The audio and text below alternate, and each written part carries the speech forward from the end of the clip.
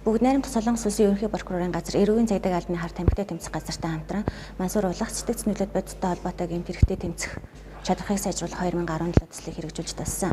Энэхүү төслийн өрөөнд тус албаны хар тамхитай тэмцэх газар нь Англи улсын Smith Detection компанид үйлдвэрлэгдсэн 2 ширхэг Ioniscon 600 төхөөрөмжийг хүлээн авч үйл ажиллагаанд ашиглаж эхлэв байна.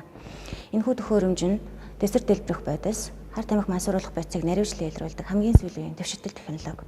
Бүгд дэлхийн томоохон улсуудын нисэх буудал, хил гайлын байгууллагуудад өргөнөөр ашиглагддаг. Хамгийн сүүлийн үеийн энэхүү төхөөрөмж нь хэрэглэгчдэд цэргийн худалдааны болон гэр аргаар хийсэн тесрэх бодис хууль бус хяналтад байдаг хар тамхи мансууруулах бодисыг наривчлан илрүүлэгч боломжтой.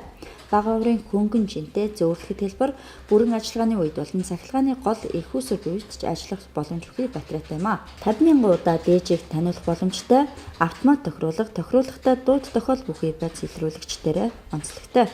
Хамгийн гол нь гар ажиллагаа болон арчтас цуглуулах хоссон ажиллагаа бүхий үр ашигтай нэг удаагийн саваар ажилладаг. Энэхүү саваа нь улам мөрний хэсгүүдийг үр ашигтайгаар түүж авах, бохирдох, эрсдлийг багасгах болон хүний гарнаас дээж авахд зориулагдсан хийсэн хамгийн тохиромжтой арга барил гэж үзэж байна. Тус төхөөрөмж нь дэлгэцийг ашиглахад илүү хялбар болгосноор давуу талтай юм а.